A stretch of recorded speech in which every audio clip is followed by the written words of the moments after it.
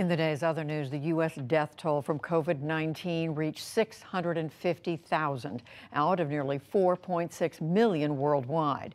That word came as hard-hit Idaho imposed crisis standards for overwhelmed and understaffed hospitals. Doctors in Coeur d'Alene and other locations are permitted to allot scarce resources to those COVID patients who are deemed most likely to survive, and non-COVID patients will have to wait. We're having to make some tough decisions, delaying surgeries that we normally would do that day or the next day. We're having to delay those till we have staff and beds available. It's nothing that I've ever experienced in my career. Infections in Idaho have skyrocketed, while the state's vaccination rate is among the lowest in the nation. More lights are coming back on in Louisiana 9 days after Hurricane Ida. By late today, crews had restored power to some 700,000 customers out of 1.1 million who lost it. Meanwhile, President Biden surveyed storm damage in New York and New Jersey. We'll take a closer look after the news summary. In Texas, a Republican bill to overhaul state elections is now law, despite protests that it will suppress minority turnout. GOP Governor Greg Abbott signed the measure today, banning all-night and drive-through voting and limiting mail-in balloting. He dismissed lawsuits already being filed. I'd be astonished if a law like this was not challenged in court. I feel extremely confident that when this law makes it through the litigation phase, it will be upheld in a court of law because exactly what we've said. Abbott also defended a new law that bans most abortions after 6 weeks of pregnancy. It took effect last week. The Supreme Court of Mexico ruled today that imposing criminal punishment for abortions is unconstitutional. The decision directly affects Coahuila State along the Texas border, but it also sets a precedent. 28 Mexican states now penalize abortion, while 4 allow it in most circumstances. The plight of Syrian refugees is raising new alarms.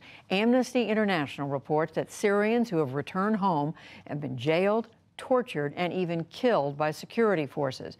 The group criticizes nations that claim it is safe for the refugees to go home and then pressure them to leave.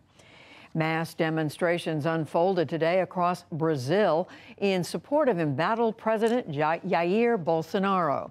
In Brasilia, the capital, tens of thousands turned out with flags and banners as Bolsonaro helicoptered in.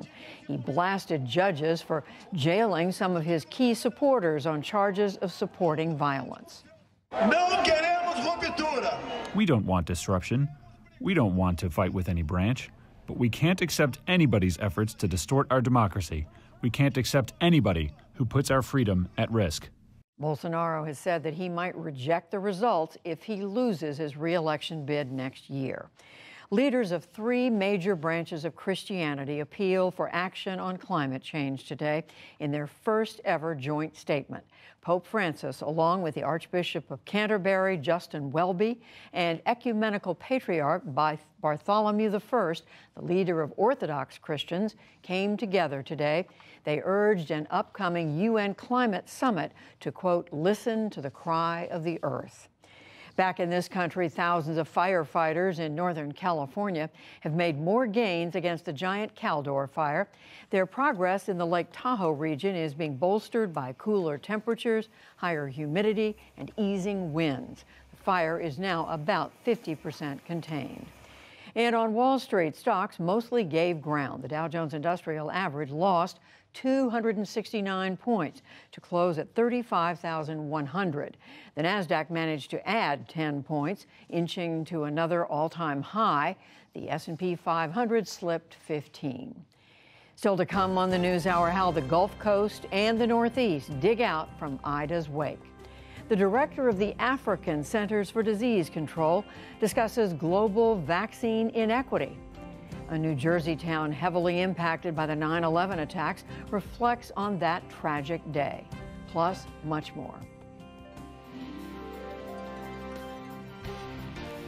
This is the PBS NewsHour from WETA Studios in Washington and in the West from the Walter Cronkite School of Journalism at Arizona State University.